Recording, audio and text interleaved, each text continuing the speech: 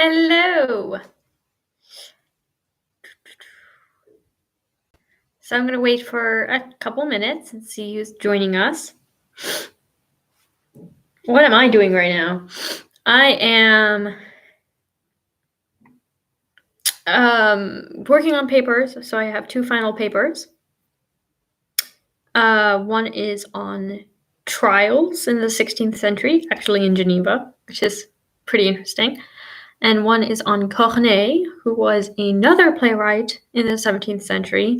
And I'm dealing with another literary debate from the period. We're going to be talking about a literary debate today. So I'm going to wait for a few minutes because the way that I would like to organize this live stream is to start by giving you background about this play, L'École des Femmes, and then go into the controversy surrounding this play, particularly which scenes were the most controversial, and then we will move into talking about the play in other ways, whatever thoughts you might have. So the way we'll begin with me just talking. If at any point you have questions or comments that are related to this aspect of the play, the debates surrounding this play, I will address them immediately. And if you have thoughts about the play, apart from that, if you have thoughts about the play in other ways, I'll get to that after I'm done with this part. So hopefully that's okay, that I can just, talk at you for a few minutes, and you'll find this interesting, hopefully. Because, literary debates have existed forever. There were several literary debates in the 17th century, what are known as quarrels, and L'École des Femmes was the subject of one of these literary debates. One of the most actually important literary debates of this period was about this play. And Molière's way of responding is actually quite clever, I think. So wait a couple minutes.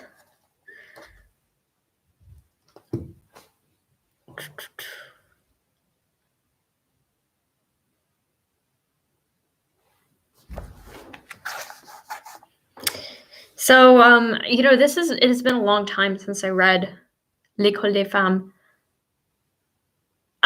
Hello, Justin. Thank you. Thank you for that nice sentiment. Hope you are doing well. I know that things are starting to open up around the world, so, it's about time, like the season, it's, hopefully there won't be any repercussions for opening early, but we'll see.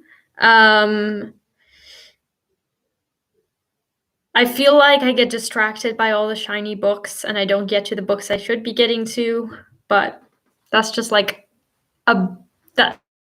I feel like this is a problem that all book people have. But yeah, back to L'École des Femmes. So I read this play about 3 or 4 years ago, I think, just for myself. And I remember it being important. I knew that it was important because of this debate surrounding the play, but I hadn't read it since. So I know that the ending for this play is also maybe a bit unfair, just like last week's play.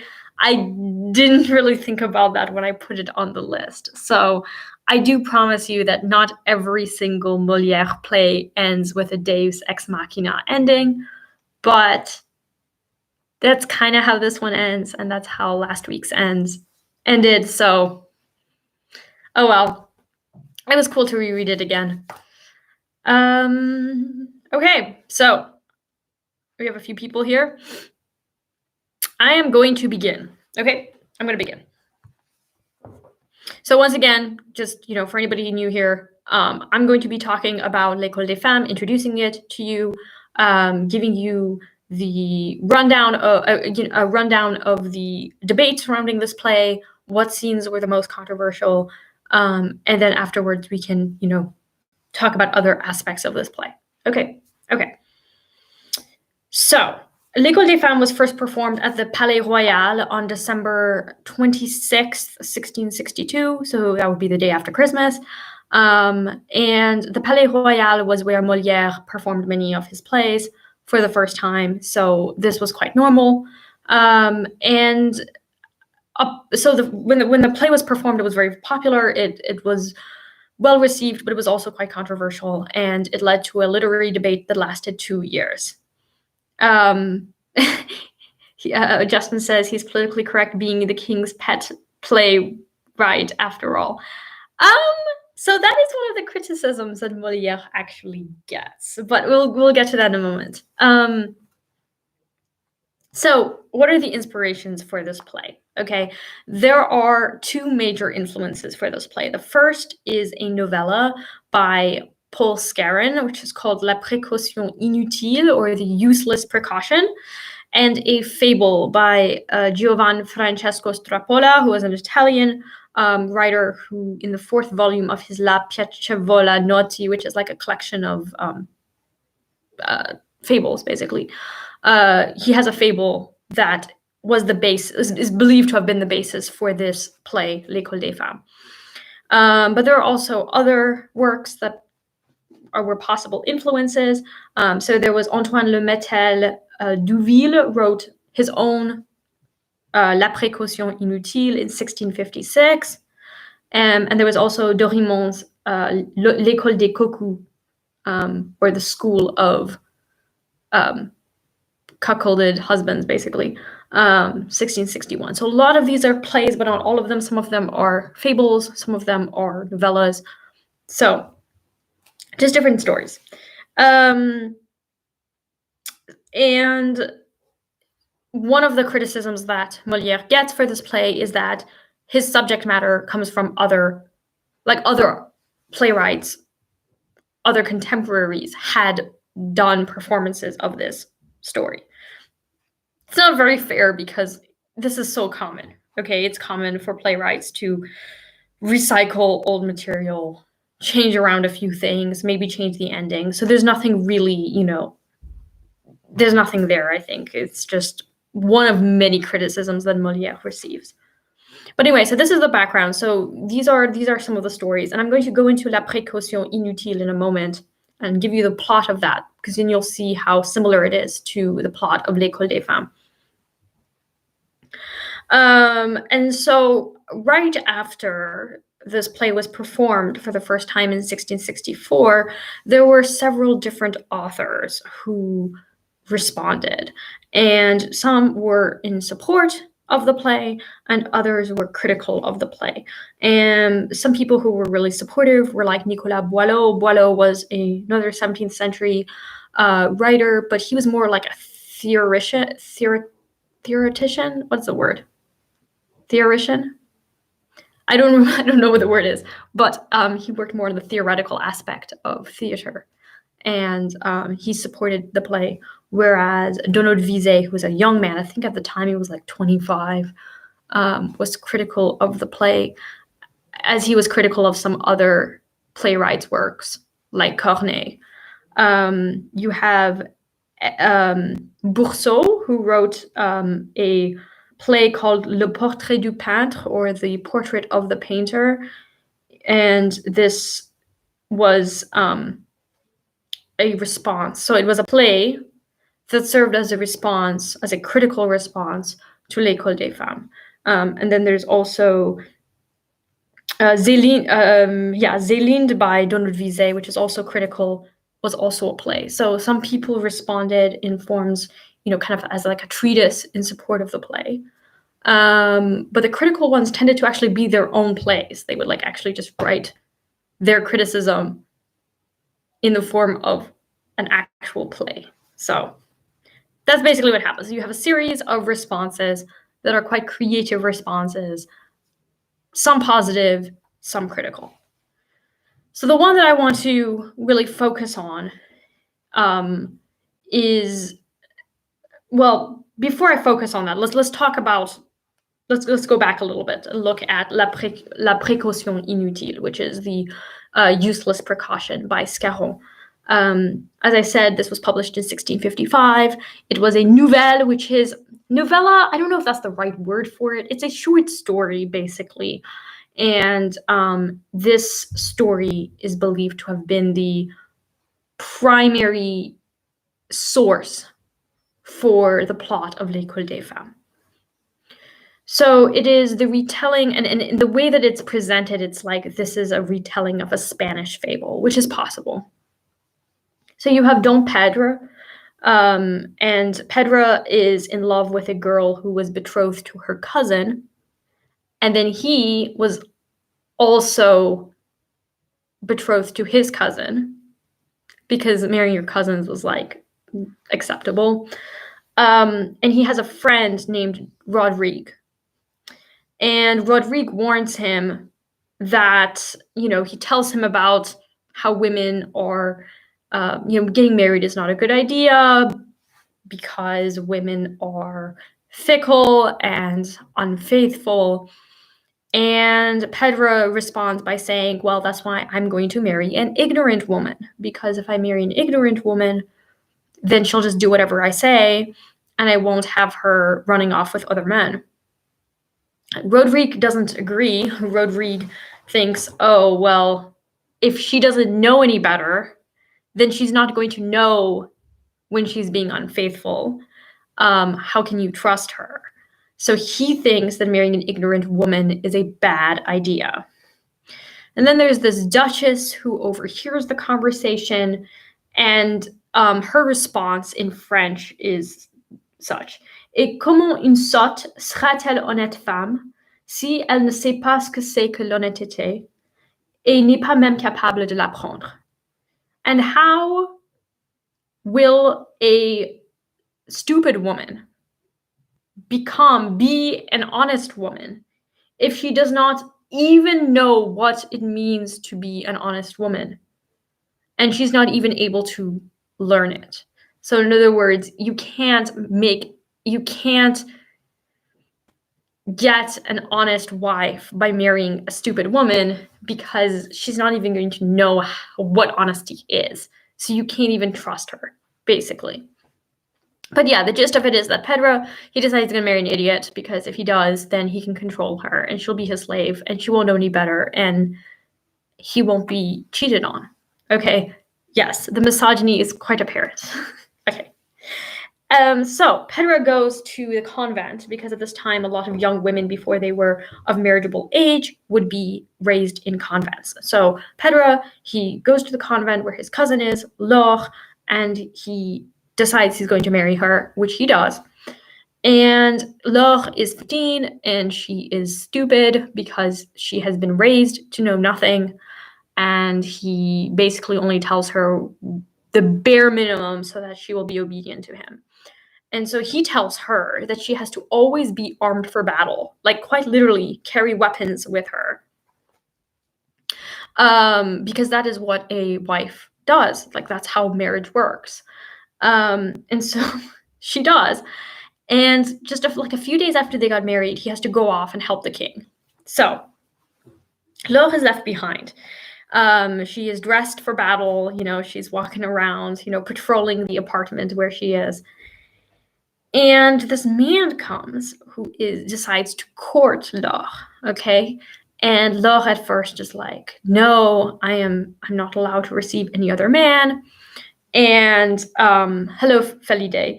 And at first he's afraid of entering, but there's this other woman who kind of knows that he's interested in Laure. And so she decides that she's going to help him get this woman. And he soon learns that Laure is 15, that she is super ignorant. And so this guy decides that he's going to manipulate her so that he can get her. And so he does. And so, yeah, basically he just lies to her, tells her actually to be a good wife means that you have to please any man who comes to you. And also you don't need to be dressed up in armor the whole time. You can take off all your clothes. And so, yeah, so basically she gets seduced by this other guy. And because she just believes whatever people tell her, when her husband comes back, she tells the husband everything that happened with this other man, thinking that he's going to like applaud her for being such an obedient wife. And of course, you know, the husband learns his lesson because he realizes that, you know, sort of the moral of the story is that marrying a stupid woman is a bad idea, because if you marry an intelligent woman and she's virtuous, then she'll remain chaste. And if she's not virtuous, at least she'll have the sense to hide her infidelity, which Laure didn't have the sense to do that. She just like told her husband everything that she did with this other man. So anyway, that is the tale that influenced L'École des Femmes. And you can definitely see the similarities, right? You have in L'École des Femmes, you have Arnulf, who has this ward. He puts her in the convent. Then when she's of marriageable age, he decides he's going to marry her. And he keeps her completely in ignorance. And then, lo and behold, he discovers that there's actually another man, much younger than him, more like closer to in age to Agnès, who named Horace, who is in love with Agnès. And he's upset. And so he tries to manipulate the situation so that Horace cannot be with Agnès. And, you know, in the first scene of the play, Arnulf has a friend, and I forget his name, but the friend is basically like Don Rodrigue in the tale I was just talking about, who says, no, marrying a stupid woman is a bad idea. You should just not get married at all. That same advice is in L'École des Femmes. So you can see the similarities between these two stories. So one of the criticisms that this play received is that, well, this is just a rehashing of the same story. This is, you know, there's nothing unique about the story. I would say the ending is definitely unique, because in the end, everything wraps up really nicely, and Arnulf does not get Agnès, and Agnès is able to be with Horace, whom she was evidently betrothed to all along. Whereas in the tale by Scarron, basically the man, what happens at the end of that tale is that Laure cheats on him, tells him all about it. He gets all upset, and while he's on his deathbed, he decides to send her away. She's sent back into the convent, and he realizes that he should not have married a stupid woman. So it's a tragedy in that tale, whereas in our play, it's not a tragedy. So I think it's interesting to think about, you know, what it means that the ending of the story changes. Now, Bourseau, who is one of the critics of the play, he wrote himself a play in response called Portrait du Peintre, which is the portrait of the painter. And he says that it's bad practice for a writer to introduce a plot element at the very end when the reader doesn't know about it earlier, right? So the Deus ex machina endings, he says, is bad practice. And I think that, you know, many of you, if you know, who read this play probably felt the same way, that the Deus ex machina ending is bad practice because nobody expects that Henrique was Agnès's father. Like, you only learn this in like the last part of the last scene of the last act. And actually, so the critique that Bourseau is giving is actually a response to a verse where Molière the characters in the play basically say, well, thank God, you know, God has basically stepped in and saved the day. So it really is Deus ex machina. So that's one of the criticisms, is the criticism that many of us probably have about this play, that, you know, out of the blue, everything just ends up for the best, right? Like, Agnès is not going to have to marry Arnulf. She was betrothed to Horace the whole time. It does make sense that a ward would, if a family gave I don't know. I can kind of see how it would make sense that she would be betrothed to somebody else all along. the idea that a ward would be marrying the man or the father of the house, like that's her guardian. Anyway, so, but again, it comes out of the blue. You don't really see it coming. So that is one of the criticisms. The other criticisms are a little bit more interesting. And I don't know how many of you noticed that there was some sexual innuendo in this play. Oh my, it's very red. Okay, there's some sexual innuendo in this play. Now, if you read Shakespeare, which is, of course, 16th century England, you come across a lot of sexual innuendo in Shakespeare, of course. But in 17th century French theater, it's much more subtle. And when it is noticed, it is heavily, heavily criticized. So I want to start by going to that passage, and I'm going to read you the English translation of that passage. And then we'll talk about what's going on here. Because Donat-Visé criticizes it, but not for the reason that you might think. You might think that Donat-Visé would criticize it because it is filled with sexual innuendo, and that's inappropriate. But actually, he doesn't care about that. He has another criticism, and that gets to the question of character. And anyway, so I'm going to read you the passage. This comes from the English translation, like I said, and it's Act 2, Scene 4. Basically, in Act 2, Scene 4, Arnulf confronts Agnès about the man who has been courting her, Horace, and she, of course, because she is supposed to be stupid, she doesn't know why Arnulf is so upset. Okay, so she, is ignorant, and so that's where we are. Okay. So Arnulf asked, "But what did he do when he was alone with you?" Agnès, "He swore that he loved me with an unequaled passion, and said the prettiest words possible, things that nothing ever can equal, the sweetness of which charms me whenever I hear him speak, and moves I know not what within me." Arnulf aside, "Oh, sad inquiry into a fatal mystery, in which the inquirer alone suffers all the pain.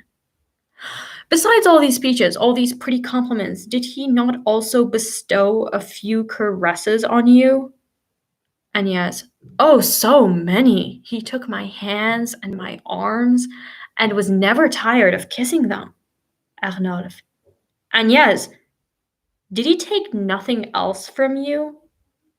Ugh. Agnès, "Why, he, what, took, well, I dare not tell you. You will perhaps be angry with me. No. Yes, but you will. Good heavens, no. Swear on your word. On my word, then. He took my... You will be in a passion.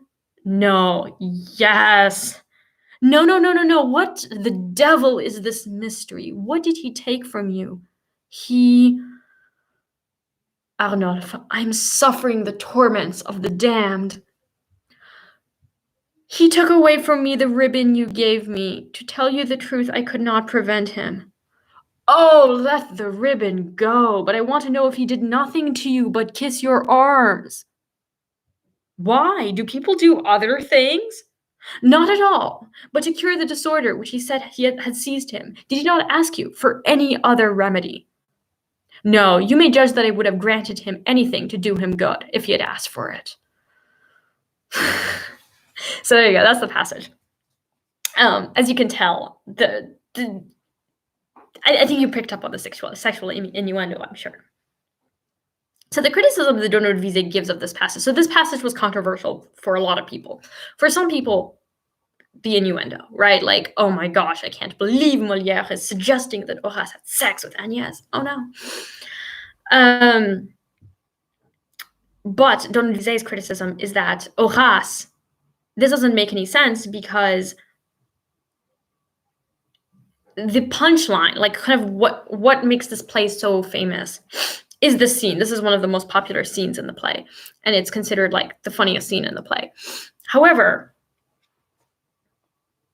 Donald doesn't think it's very similar, meaning that the character lacks integrity. And which character is that? Horace. He's like, it doesn't make any sense that Horace, knowing that Agnès is super ignorant and is basically, totally ready to accept whatever, that he would only ask for her ribbon. Like, that it doesn't follow, right? He would press his fortune and get more.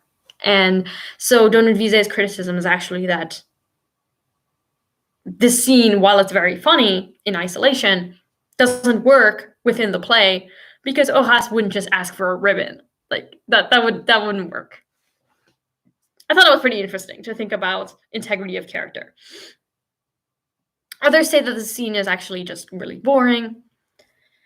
And so how does Molière respond to all of these criticisms? Molière's response is to write another play. And the play is titled La critique de l'école des femmes, the criticism of the school for wives. So he writes a play in response to the criticisms called The Criticism of the School for Wives.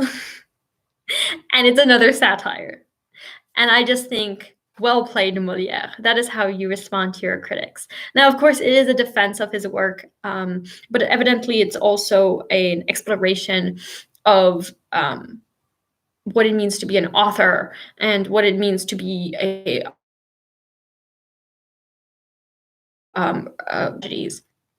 and there is a character named Lycidas, who is like a jealous author, who is he's jealous because Molière has more fame than he does, and so he's like the bad guy in the play who's criticizing Molière. And then you have Dorante, who is clearly the wise one. He's like the Molière figure in his own play. And the way that Molière responds to his detractors is to say, oh, you're jealous. You're jealous because my play was successful. And, who are these people? Who's Bourseau? Who is, Donald Visé? They're like nobody. They're just, these nobody playwrights trying to gain fame by dragging other authors. Honestly, to give an equivalent, it's kind of like when people give rant reviews of really, really popular books, or like there's something of that, where you feel like, I think that there's another reason why this is done. It's because you get fame by dragging this other person. You get views. And so that's essentially the querelle. This is the literary debate surrounding this play, has to do with just several things. First, of course, propriety, whether there are scenes in this play that are inappropriate. Second, whether the inappropriate scenes are actually consistent with the representation of the characters. There's also the issue, as Justin was saying, that he's, being the king's pet. People say, oh, you're just kissing up to the king. You're basically giving the king what he wants. At one point, Molière actually makes makes a jab at Thomas Corneille, who was Pierre Corneille is like the great playwright, Corneille. And then he had a younger brother who was also a playwright named Thomas, but like much less famous. And he actually he actually criticizes Thomas Corneille. And I'm just trying to see if I remember the passages where he does that. It's line 182. Let me see. Line 182.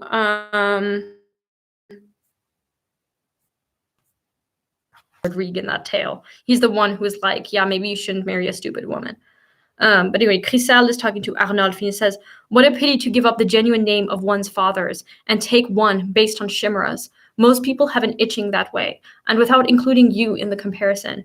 I knew a country fellow called Gros Pierre, who, having no other property but a rood of land, had a muddy ditch made all around it, and took the high-sounding name of Monsieur de Lille.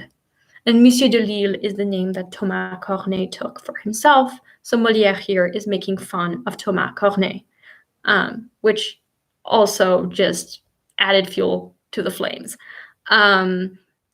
What happens here is that Arnolphe gives himself the name Monsieur de la Souche, because Arnolphe, by the way, is the name in medieval tales that is given to the cuckolded husband. So he doesn't want to have that name because he doesn't want to be associated with those men. And ultimately, that is Arnolphe's insecurity. His great insecurity is that he doesn't want to be like other husbands who have been cheated on by their wives. Like, that's how he's always presenting himself. Like, I'm not going to be like all these other men who has been screwed over.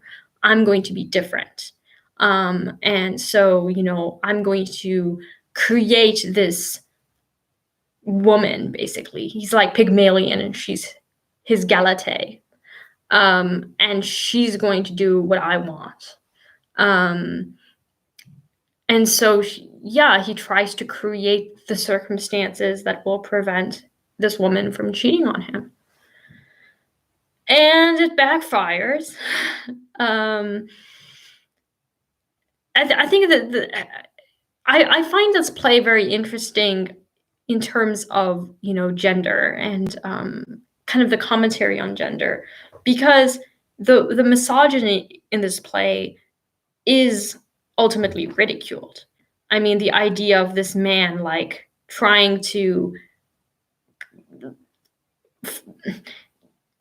keeping a woman in ignorance so that he can manipulate her, that's criticized. Like, that is definitely not valorized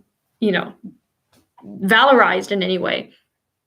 So I wouldn't say this is, necessarily a feminist play, but certainly in its criticism, it kind of shows the lengths to which these men will go to control their wives. And of course, it's another way of ridiculing the bourgeoisie, because Arnolphe is not an aristocrat, he is a bourgeois.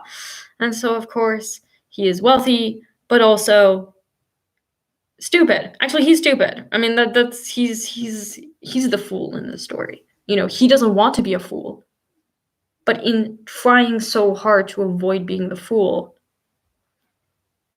he becomes the fool. So yes, I've just spoken for 33 minutes. I hope some of this was interesting for you. Let me know now what your thoughts are about L'École des Femmes. What are some things that stood out to you?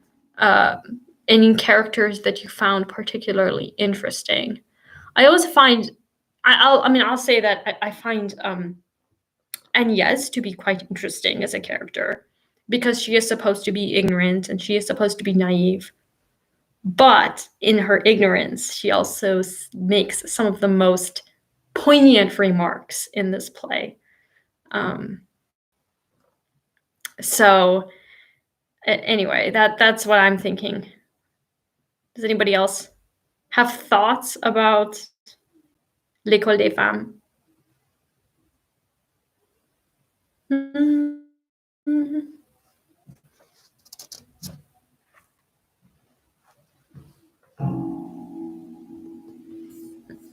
Let's see if I have anything else.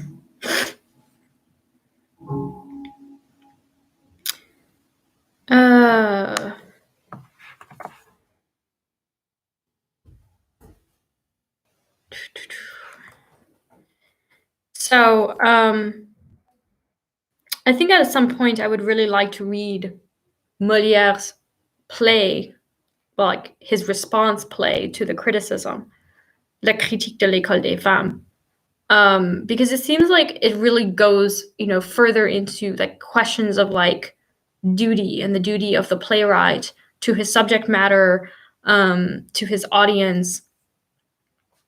And Dorante, who is kind of the voice of Molière in the play, Dorante says, c'est une étrange entreprise que celle de faire rire les honnêtes gens.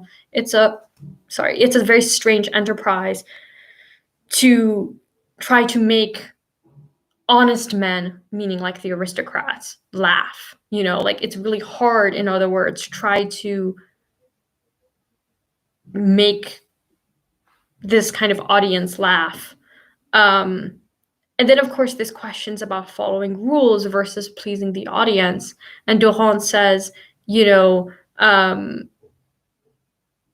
Je voudrais bien savoir si la grande règle de toutes les règles n'est pas de plaire. I would like to know if the greatest rule of all of the rules is not to please. Et si une pièce de théâtre qui a attrapé son but n'a pas suivi un bon chemin, right? And if a play that has reached that end, in other words, that has pleased, has not thereby followed the right path. In other words, if the play has pleased the audience, then it has necessarily followed the rules well. You can't really, in other words, you can't criticize a play if it has been well received based on rules of classical theater. Because ultimately, if it has been received by the audience well, that's all that matters. And I think that's a really interesting comment to make about just theater. It does take this play, though, in a whole new direction. So yeah, I mean, this is mostly kind of like a background of the play. But if any of you have thoughts about any of this, definitely include it. If you are reading anything else, I mean, I think it seems like people aren't really having anything to say. I know that there have been some discussions on Goodreads, so that's been really wonderful. And I've really loved all of the comments that people have been making. The way he plays Horace is so manipulative. He's the young man's confidant. Are they not of the same class? How can he have honor? The way he plays Horace.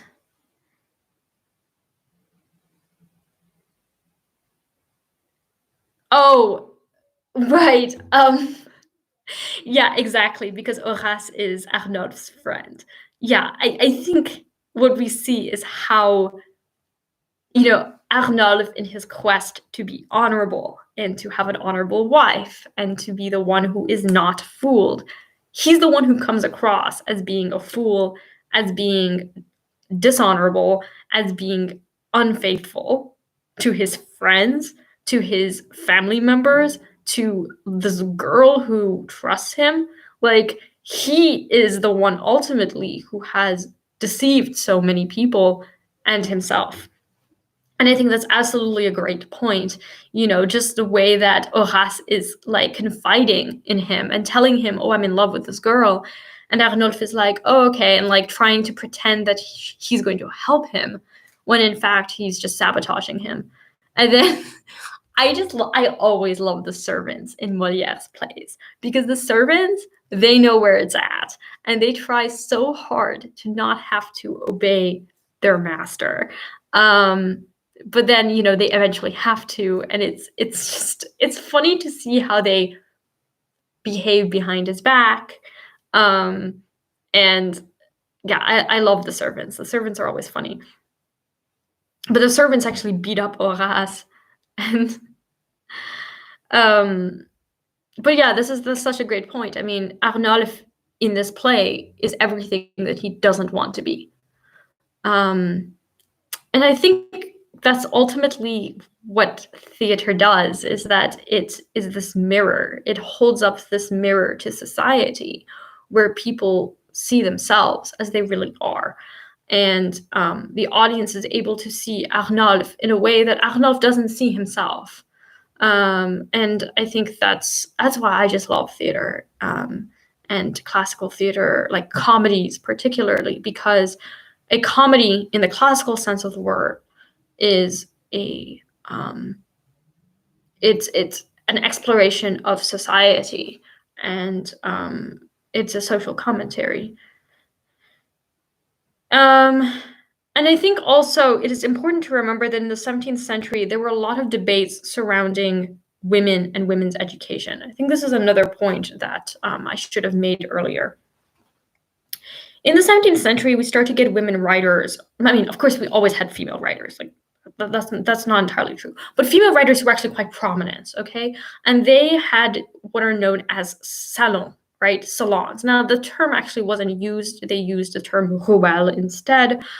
But basically, these women would write romances, and they would have gatherings of people who would listen to them, read their stories, and they would have essentially intellectual reading groups.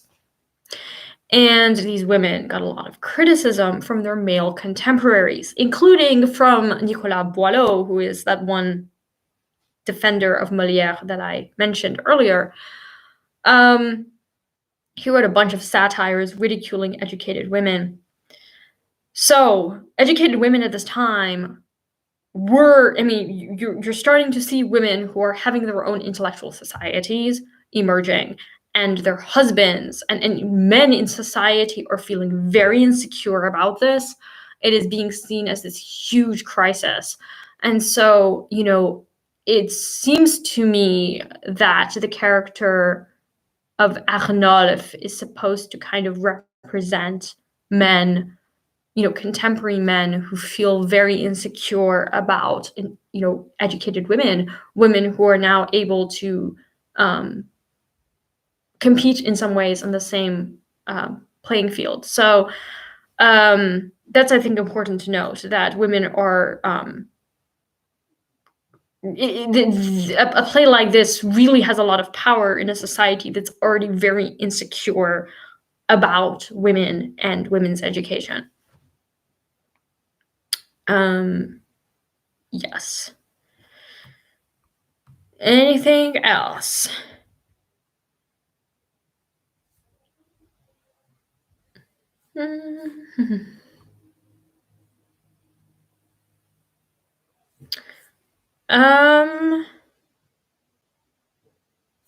The characters that I really liked. I wonder, I keep thinking, how would we end this play today? I think that I'm glad that the play ended the way it did, only because then Agnès doesn't have to marry Arnolphe. But at the same time, I think that the one criticism that I do agree with is that Agnès's father, at least the audience, there should have been some dramatic irony where the audience is aware of something about Agnès's past that Arnolphe is not aware of. And then the ending would have felt less like this Deus ex machina, out of nowhere kind of ending. I think it would have felt more appropriate as an ending, rather than the kind of ending we got. But this time it isn't like Tartuffe, so it wasn't like a completely rewritten play to it. Because Molière doesn't rewrite his play to respond to his critics. He just writes a different play. I think that's important. This time Molière is like, no, I'm not going to rewrite the play. I think Tartuffe was written before. When was Tartuffe written?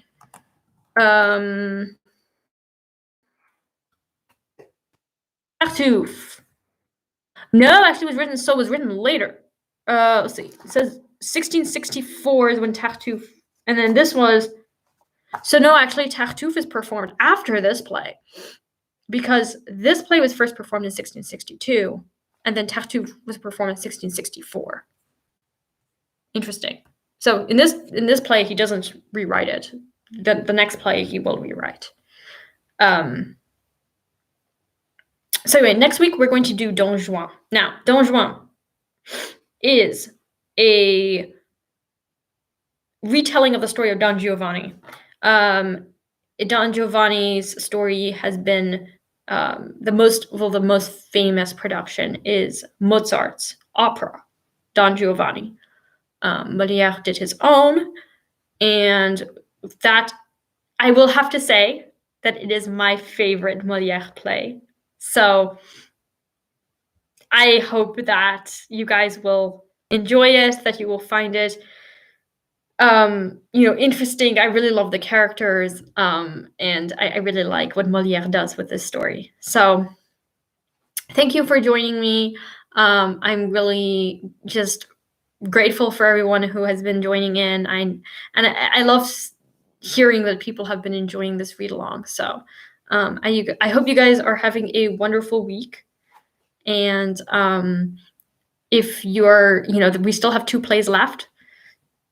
Justin says, yeah, theater is great. The reading is greater. Learning how to read trains the student to not fall immediately for creative license, as you have mentioned. Learning how to read trains the student to not fall. Oh, that's such a great point.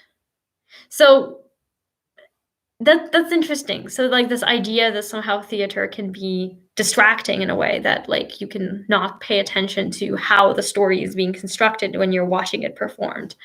I love watching it performed, but having like the script in front of me so I can like think about how it's being constructed.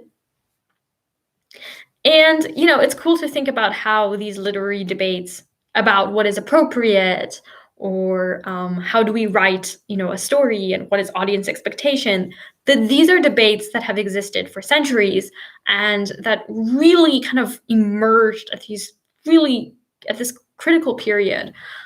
So, the next time you go off on some book on Twitter or you feel as if an author is really not being fair to their reader or whatever, you are participating in a conversation that has been going on forever, and for at least 300-400 years. So yeah, definitely. I like reading theater. I do like reading plays. I like watching them, but I really like reading them as well. But I'm also somebody who doesn't find analyzing poetry to destroy the poetry. I find that it actually enhances my appreciation of poetry. And Molière wrote poetry, okay, right? He's writing in verse. And he's writing in what is known as Alexandrin, which is classic French verse. And it's 12 syllables per line. And after 6 syllables, there's a caesura, okay? So if you are reading Molière, let me see if I can find a passage from Molière.